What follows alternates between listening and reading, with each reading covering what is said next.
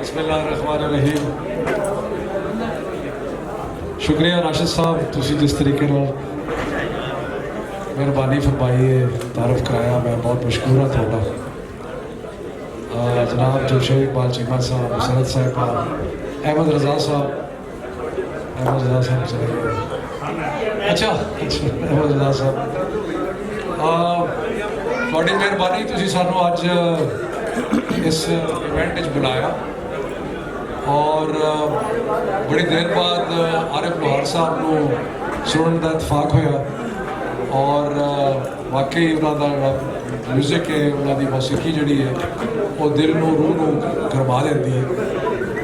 और पंजाबी प्रचार जिस तरीके नाल पंजाबी जबान की और पंजाबी सकाफत की तर्जमानी कर रहे उहदे वास्ते ਅਸੀਂ ਉਹਨਾਂ ਦਾ ਸ਼ੁਕਰੀਆ ਅਦਾ ਕਰਨੇ ਆ। ਸਾਰੇ ਮਿਲ ਕੇ ਸਾਰੇ ਪੰਜਾਬੀ ਜਿਹੜੇ ਨੇ ਉਹਨਾਂ ਨੂੰ ਸ਼ੁਕਰੀਆ ਅਦਾ ਕਰਨਾ ਚਾਹੀਦਾ ਹੈ ਉਹਨਾਂ ਸਭ ਲੋਕਾਂ ਦਾ ਜਿਹੜੇ ਕਿ ਪੰਜਾਬੀ ਜ਼ਬਾਨ ਵਾਸਤੇ, ਪੰਜਾਬੀ ਸਕਾਫਤ ਵਾਸਤੇ, ਪੰਜਾਬੀ ਕਲਚਰ ਵਾਸਤੇ ਕੁਝ ਕਰ ਰਹੇ ਨੇ, ਜੋ ਕਿ ਬੜਾ ਇੱਕ ਲਿਹਾਜ਼ ਨਾਲ ਅਸੀਂ ਮੈਨੂੰ ਕਈ ਦਫਾ ਖਿਆਲ ਆਉਂਦਾ ਹੈ ਕਿ ਪਾਕਿਸਤਾਨ ਦੇ ਵਿੱਚ ਜਿਹੜੇ ਕੌਮੀਅਤਾਂ ਮੌਜੂਦ ਨੇ उन्होंने असी कोई ऐसे बदकिस्मत कौमियत हाँ कि असी अपने कल्चर नूं और अपनी जबान नूं फरोग नहीं देंगे। अगर तुसी सिंध जाओ तो उत्थे हर सिंधी अपने बच्चों नाल सिंधी बोलता है और अपने स्कूलों के विचों सिंधी पढ़ाते हैं।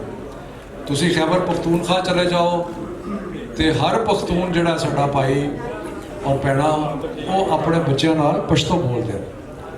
और इस तरह मुख्तलिफ कौमियत बलूचिस्तान चले जाओ तो उत्थे बरोई बोलते हैं या बलूची बोलते हैं। और लेकिन असी पता नहीं की पंजाबियों को की हो गया जिहदे मैं भी शामिल हाँ कि असी अपनी जबान नाल वो कर रहे हैं पिछले कुछ 100 के सालों तो कि असी किसी स्कूल नहीं पढ़ा रहे, अपने असी बच्चों नाल पंजाबी बोलनी छड्डती है। असी कोई किसी तकरीब किसी जगह पर पंजाबी का कोई सिलसिला नहीं होंदा। बड़ी देर बाद एक ऐसी तकरीब आई जिथे मैं पंजाबी गुफ्तगू कर रही। साढ़े जलसे जोड़े ने वो उर्दू च होंदे ने, साढ़े जितने भी साढ़े पार्टी के भी कल्चरल प्रोग्राम जे वो सारे तकरीबन उर्दू च होंदे ने। तो असी और इसके बावजूद पंजाबी जबान च इन्नी ताकत है कि वो ख़त्म नहीं हो रही। मतलब 100 साल तो पंजाबी दी पंजाबियों ने लिटरली कहना चाहिए दुर्गत बनाई है, लेकिन उसके बावजूद पंजाबी जी है वो कायम है, लोग बोल रहे हैं। और ये भी लाहौर के मेरा ख्याल है 60-70% टाइम तुम दुकाना तो हर जगह जाते हो तो पंजाबी गुफ्तगू करते। तो मेरा ख्याल है कि इस चीज़ को तब्दील होना चाहिए। मेरा ख्याल है कि सानू अपने कल्चर को, अपनी सकाफत को और अपनी जबान को अडॉप्ट करना चाहिए, उन्होंने पालना चाहिए, वो मुहब्बत करनी चाहिए। वो तो ये अजीब कोई मैं सख्त लफ्ज़ बोलने लगा सा, मैं नहीं बोलता, लेकिन एक फजूल जिहा तासुर है कि जी पंजाबी जी है वो शायद कोई मतलब साढ़े दुश्मनों ने किया कि जी तहजीब याफ्ता जबान नहीं है। क्यों नहीं तहजीब याफ्ता जबान?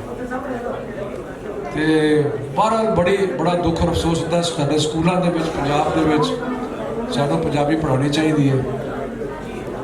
वो साइकोलॉजी की एक टर्म है कॉग्निटिव डिसोनेंस कि जिसले तुसी जिस जबान तुहाडे घर जिहड़ी जबान बोली जाती है कि तुसी उहदे पढ़ो नहीं तो तुहानू वो कॉन्सैप्ट्स और बाकी चीज़ों को समझने टाइम लगता है।